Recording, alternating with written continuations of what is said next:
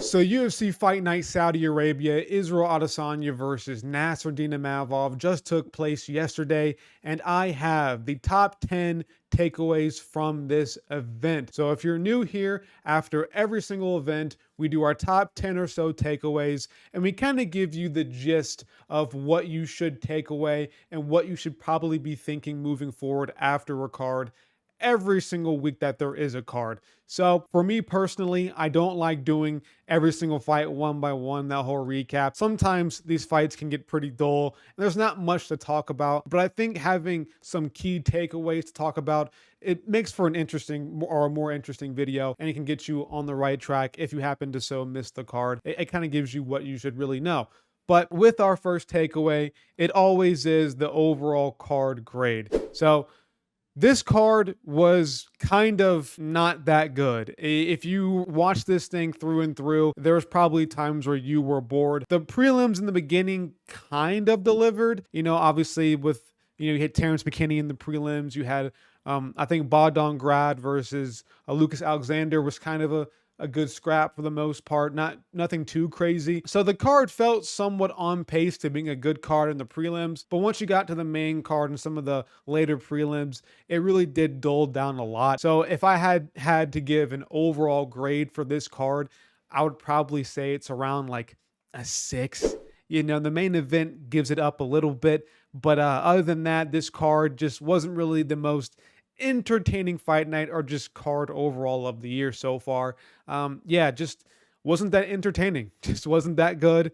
Wasn't that fun to watch. Couple good scraps in there, a couple good finishes in there. Shamil got a good finish, but as an overall card, it was few and far between, to say the absolute least. Would I go back and rewatch this card if I happened to miss it? No, I probably just would watch my video and get my nice little top 10 takeaways, honestly. But yeah, that's pretty much my whole overall card grade. And we'll move on to our second takeaway, which is kind of the whole meat and potatoes of this video. Once we get past the first one, we get into some real business. You know what I'm talking about. But for our second takeaway, Adesanya's done. He's cooked, man. Now, I regret this a lot because I did actually record and I was in the process of making my whole Israel Adesanya versus Imavov prediction video with just them two in the main event.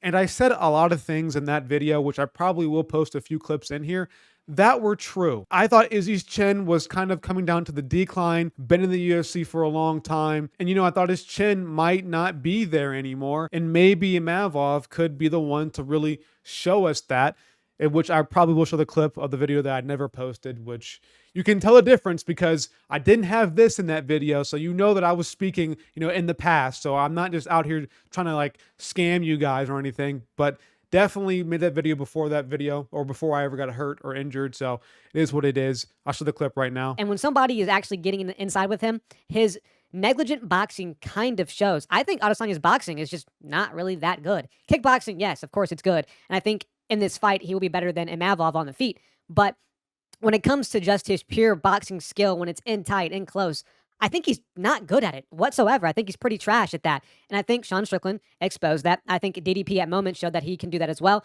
And I think overall, and if I'm being honest with you, I don't see Imavov being able to hurt Adesanya really at any moment.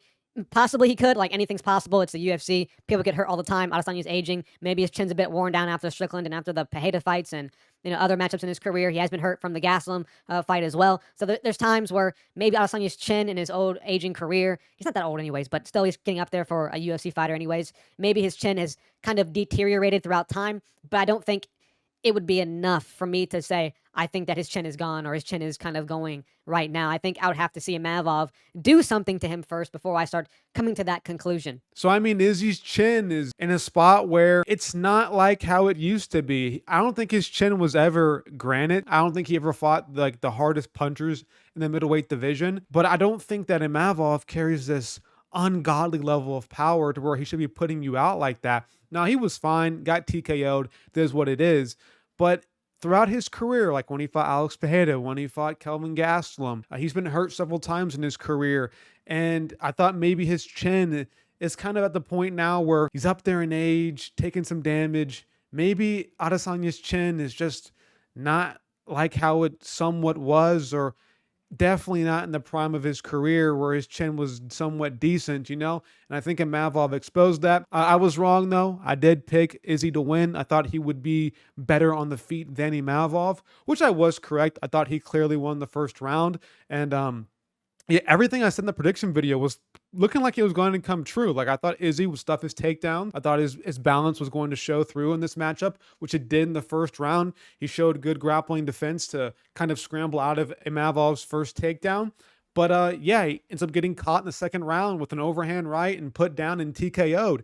It's tough for Izzy, and it kind of feels like these guys who are long-standing champs are just their chins are just not there anymore. Look at Volkanovski. Kamaru Usman has showed a better chin, I guess, besides, the Edwards KO. But it feels like these guys who were champs for a very long time, their time is up, man. The new wave of, I guess, up-and-comers is now filling in their spots. So yeah, Adesanya, Volkanovski, obviously Kamaru Usman, that whole era of those Africans besides obviously, or not city kickboxing. You know what I mean? Like, the Usman, the Volkanovski, the Adesanya, they ran the UFC for a good period of time. And it seems like their time is up and the new guy's time is now in. So with that, Imavov wins, probably gets a title shot, probably fights the winner of DDP and Strickland. We'll see what happens with Chimaev, because obviously I think if DDP does get past Strickland, then it's kind of like he can kind of call his shot, pick who he wants to fight, and he might just choose Chimaev anyways, because that's the fight everybody wants to see. Preferably, I think Imavov has somewhat kind of earned it. He just beat what's his face, the white dude, shit, I'm forgetting his name, Brendan Allen, and now he just beat Adesanya, which is a really credible win, obviously a former champion. I think Imavov, has earned the title shot over Chimaev so far, who only has had one win at middleweight, which I think is obviously against Kamaru Usman. So yeah, I think it is pretty tough for Izzy right now. With him losing this matchup, he might as well call it quits, man. I think this was a wake-up call for his career. Maybe he don't got it anymore. His striking can still look good. He still has that sort of muscle memory from his kickboxing days. But when it comes to your chin, Father Time gets us all. I think Izzy losing to Imavov pretty much shows that he's on the decline. Maybe he fights one more time, gets a win, calls it a career. That would be the smart choice in my opinion. And then when it comes to Imavov, don't sit out if you don't have to sit out, and hopefully you get the next title shot. But with that being said, we'll go ahead and move on to our weekly or somewhat weekly prospect report. Now, I'm going to hide that real quick because that's the overall. So if you don't know what the prospect report is, basically what I do is every single week I pull the guys who are unranked, who are somewhat prospects, put them on a spreadsheet, and then sort them by who I think is the best prospect. Now, to get in this or to stay on this, you cannot have a below a 70 grade. Now, this is purely subjective. This is purely my own personal grades and what I gave these fighters. You're welcome to disagree at all. But from this card, I went ahead and plucked out Vinicius Oliveira, Fares Ziam, Bogdan Grad, and good old Hamdi Abdelwahab. Now, Hamdi Abdelwahab, we'll start with him off because my favorite fighter in the UFC. He's an absolute Chad. He's on life alert right now, man. Obviously, he fought Dontel Mays. He won that fight, but it's Dontel Mays, and he popped for roids. So that significantly hurt his grade. Gave him a 72 for that. Jamal Pogues, split decision. It's Jamal Pogues. He's a fat heavyweight. It's Jamal Pogues. You should be smoking this guy if you want to be anything at heavyweight division. Obviously, he didn't. I barely gave him a passing grade. Like, barely. Like, obviously, I think it was almost argued to be a robbery. So, Jamal Pogues, barely scraping by a win versus him. Not the best look. So I went ahead and gave him a 70 for that. Averages out to be a 71. Bogdan Grad wasn't too impressed with his performance versus Lucas Alexander. He did win by finish, so I gave him a couple more points on the board. But I can definitely see somebody who is an elite striker who will stuff his takedowns and pretty much chin him. I think he's open on the feet.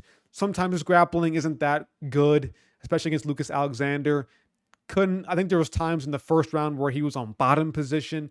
So I don't really trust Bogdan Grad going forward. So he does get a win and by finish. so that's an 80. So he gets a B. So that's, yeah, really about it. For SCM, at one point, I think I would have had him out of the prospect list, but I think he deserves a spot to be back in it. Not ranked just yet. Oh, I forgot to mention as well, if you do get ranked, you're also off the prospect report. But for SCM, obviously Claudio Puella's performance was holy shit. Split decision to Claudio Puellas. I think it's pretty bad. Matt Frivola smoked him. Mike Davis. There was times where Mike Davis had some success, but I think beating Mike Davis is a really good win, right? Mike Davis had a terrible game plan, which he wanted to pull guard a lot. He really became a jiu-jitsu nerd, which I don't respect. I think Mike Davis is too talented to be pulling guard. Disappointing. But he won kind of dominantly. There was a time where, again, Mike Davis had his like leg in a calf slicer. It was really, really nasty. I thought he was going to break his leg at one point. But he wins quite clearly. Dominated the fight, 130-27. Gave him an 85. You could argue higher. But I think Fresiam is one of the better prospects we have so far. Just a couple of his performances have really kind of let me down. Now, to the big dog on this card, or the big prospect on this card, Vinicius Oliveira. Dude beat Saeed, and he pretty much broke Saeed Nurmagomedov, which is, I think, one of the most, impressive feats you can do so far, like this, with him being this early into his career as well. He only has 3 fights in the UFC, and Bernardo Sopaj, it is what it is. He's making his debut as well, but fighting Ricky Simone in your second fight and winning and stuffing all of his takedowns is, I think, one of the most impressive things you can do. And then with Saeed, obviously, I thought Saeed on the feet was better in the first round, but he didn't have the gas tank to keep it through 3 rounds. And the constant pressure of Vinicius Oliveira pretty much broke him, and he was able to outland him in the second and third round, which won him the fight. So not the most crazy performance for Oliveira, but I think a good one at that. Obviously, I think his Ricky Simone and Bernardo Sopaj flying knee TKO or KO out cold is his best performance. But looking good, man. Looking really good. I'm excited to see how he does versus grapplers, because I think he might expose a lot of them, because his grappling defense is the best part of his game. His striking is very wild. He's very, not technical, just swings a lot of the time. Kind of has that, I forget his name, but I forget his name. Jesus Christ. What's his name? It's Trevor Peak. I just remembered. He kind of has that Trevor Peak sort of, I'm just going to swing with all the power that I have and land. I would say he's a bit more technical than Trevor Peak, but that's kind of how he fights in the most, I guess, similar way possible, or the best comparison that I can give you. I am worried about him in the future when he fights like an elite striker who can handle his punches and handle his power. That does worry me. I can see him getting out technicaled one day. But when it comes to grapplers, man, I can see him doing well against anybody, even Marab, which might be a hot take. But I can see him doing very, very well in the future when it comes to any sort of elite grappler. I think he can stuff their takedowns on the feet. He might have the power to get it done. So those are the 4 guys, or the 4 prospects that I took from this card. And to fit them into the overall, which is now getting a bit too big, I might have to find a way to shorten this down so I can fit my face cam in sometimes. Obviously, Gene Silva fits at the top. You might see Jacoby Smith and be like, what the fuck? Why is Jacoby Smith at number 2 on the prospect report? Only has 1 fight. Not enough of a sample size to truly give him like a really fair shake. So he sits at number 2 for now. But a lot of these guys they don't really fit into the top 5 for the most part. Like, I think that Earl Alvarez, Chase Hooper, Gene Silva, at one point Peyton Talbot, Fred CM, maybe could sneak in there with another win. But a lot of these guys kind of sit in the middle of the overall prospect report, or the overall prospects in the UFC.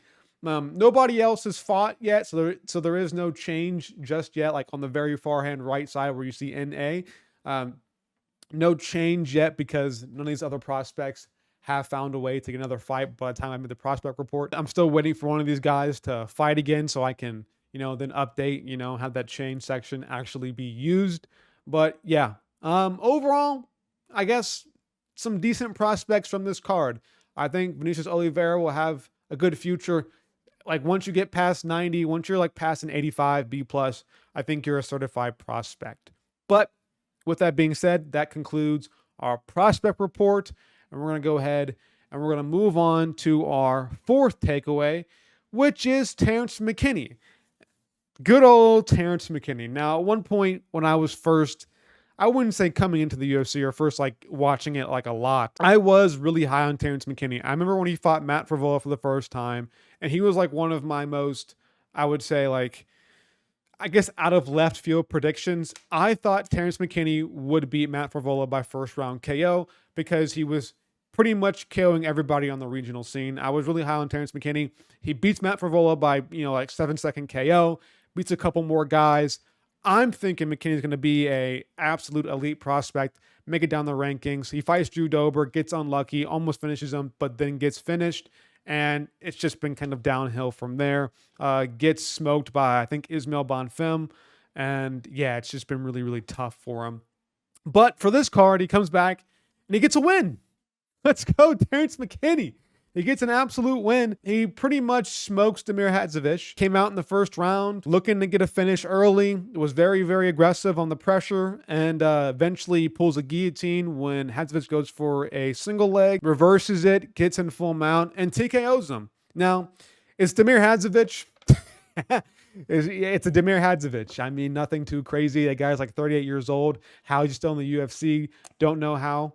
Just don't know. But he wins, and I'm happy for him. I'm not super high on Terrance McKinney like how I used to be. It sucks, but he won. And it's a good thing that he won, because if he lost, he was cut. He was gone. He was sure as hell gone. Maybe we can do Terrance versus another kind of, I guess, can in the lightweight division. I don't care what we do with him at this point. He's lost too many times by finish. I mean, Ribovic fucking put him out cold as well. It's been tough for Terrance McKinney, but he's back on the win column. Moving on now to our fifth takeaway, which is kind of these, I guess you can put Imavov in this category as well, but these Frenchmen have been doing what Cyril Gane has never been doing. And what I mean by that is these guys like Imavov, these guys like FreSZM have actually been trying to improve their grappling game, unlike Cyril Gane. Now, I don't know for sure, but I am thinking that this is true. I think FreSZM and Imavov do train in the same gym as Cyril Gane. Now, don't quote me on that, but I am fairly positive at one point they were at least.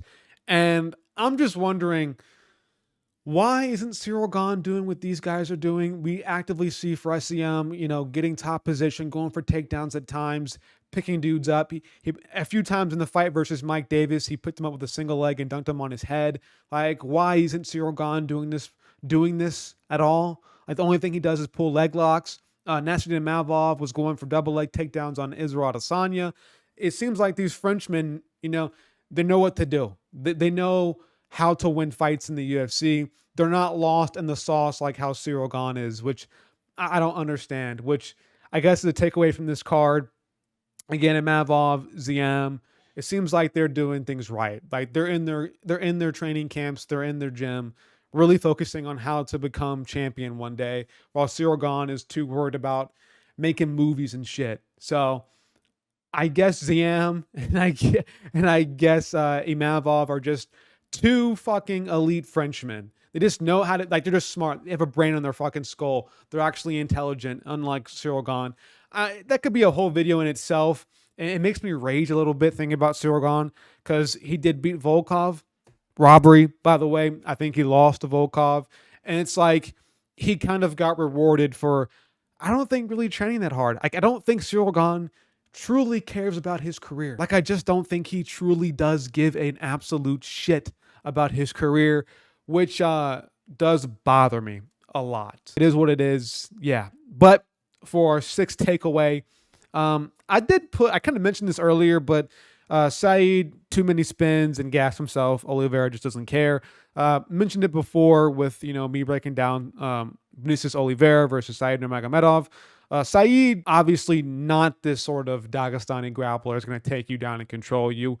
He's more of the striker. He's kind of like Umar without the grappling. That's really what Saeed is. Just too many spins, man, in that matchup versus Oliveira. He just spun too much, trying to be too dynamic, and gassed himself out, and it was really apparent. Now, Oliveira was gassed as well, but it was clear that he wasn't as gassed as Saeed. And, dude, honestly, man, some of these Dagestanis, or these, last name merchants, to say very kindly. It seems like these guys aren't really going on a good wave right now. It seems like these guys are kind of getting exposed.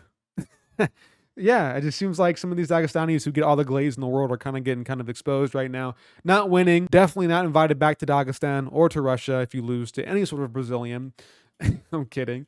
But Saeed, just I guess being a runt like Tagir and Bekov, being the runt of the whole group. It is what it is. Saeed's not really related to Habib and, Islam and part of that group. But still, people love to glaze that last name no matter who it is. My last name could be Nurmagomedov and people would glaze me. And I look nothing like a Russian. So if you have a last name that ends in "ov," people love to just glaze the shit out of you. And I think it's kind of fulfilling to watch some of these guys lose. Not because I hate the fighters, but because I hate their fan base. Well, actually, I'll walk that back. I don't hate their fan base. I just severely, severely dislike some things that they do when it comes to the fighters they root for, which can be annoying at times. But moving on now to our, I guess, technically 7th takeaway, but it's like the prospect report is like 5 takes in one. But with our 7th, we do have Pavlovich. Is he now not the same anymore after he lost to Tom Aspinall and clearly lost to Volkov? Is he scared now? It seems like he just had a really, I would say, conservative game plan versus Rosenstrike, which he did win, but I honestly thought he would go out there, he would just smoke Rosenstrike. We would see the old before Aspinall version of Pavlovich where he was smoking everybody in the first round, making it look easy. And it seems like now he's taking more of a conservative approach to his fights, obviously taking down Rosenstrike, which is a smart strategy. But I just don't really rate Rosenstrike's defense that highly. Every single time that I see Jairzinho strike, whenever he's backed up, his chin goes flying up in the air. And I just think that Pavlovich, if he just took one step forward, stepped through with his strike and went for like a right-left hand, I think he would chin him. I think that's exactly what Ngannou did. He just kept rushing forward and Jairzinho just has his chin up in the air. And I think not enough heavyweights expose that part of his game. Now, Rosenstrike isn't like awful. He isn't a terrible heavyweight, but I did expect for a Pavlovich to go out there and put on a show and get a first round KO because he does have such a long reach for the division at heavyweight, which is crazy. Like he does have the highest ape index in the UFC, which again is fucking unbelievable. But yeah, I don't know. I don't know what is going on with Pavlovich. Smart game plan. Like it's not bad from the takedown Rosenstrike, but again, if I think that he wants to go out there and become a champion or fight for a belt again, you need to smoke Jairzinho. You need to smoke him out in the first round and lay a whooping on him. Otherwise, I'm not too confident in you going forward. Now, for our last takeaway, Shara Magomedov. Again, like I said before, some of these guys who have a lot of hype around them, who are from the Eastern Hemisphere, have now been getting kind of the shit into the stick. And so I'm going to take my W's where I can because that fan base is very annoying sometimes. But I will take my W's where I can because I don't get many of these too often. Like getting pretty much 3 back-to-back is a very, very rare occasion. So with Shara Putin losing, Jesus, MVP exposed him. MVP schooled the fuck out of him, made him look stupid, couldn't figure out what he was going to do. We saw MVP with his in and out. It was prime. It was prime MVP in the octagon against Shara Bullet. And yeah, I mean, for my outline, I did put MVP is such a difficult style to fight, and which is absolutely true. Just absolutely true. Just his style of staying at range, floating, and then bam, jumps right in at you with an overhand right. It's a very difficult style to get a gauge at because it's very unpredictable. And I think Shara Bullet had a really tough time trying to predict the movement of MVP. And that led to him losing, straight up losing. 30-27 in my opinion. Maybe you could give Shara Bullet the last round, but I gave it to MVP. MVP was kind of gassing in the last minute, so you can make an argument for Shara Bullet in the last round, but overall MVP won the first 2, I think, quite clearly and won the fight very clearly. Shara Bullet, I kind of expected this at some point. I think with the Tricoli fight, that showed something. The Petrosian fight as well. Petrosian was having a lot of success. I did feel like at some point, if he fought a higher tier of striker, that he would lose. I thought MVP would be that guy to actually be the one to beat him. Just MVP, man, like you have to have a very, very technical style and very good understanding of how his game works, or just take him down. And if you don't have either of those, like Shara Bullet, you're just going to lose. Like, I don't care how old MVP is. Like, you're just going to lose. He could be fucking 50 years old with the same fighting style. If you don't understand it or can't take him down, you're probably still going to lose. I think his style is made to last for a long period of time. It doesn't take much. Not a very high-paced fighter. Doesn't get hit too often because he's always at range. So, yeah, I think MVP is just, again, a very hard style to fight. This was at middleweight, so we'll see what MVP does. He wants to move back down to 170. I believe he did mention moving back down in the post-fight speech. Shara Bullets probably does drop out the rankings, but I can't put him in the prospect report because he was in the rankings at one point, so no longer a prospect because he was ranked number 14 at the time that he fought MVP. Yeah, but yeah, Shara Bullet, man, it's tough for these guys. Don't like him though. I don't like his personality. That one video a while ago when it first came out where he pretty much assaulted a dude at a mall.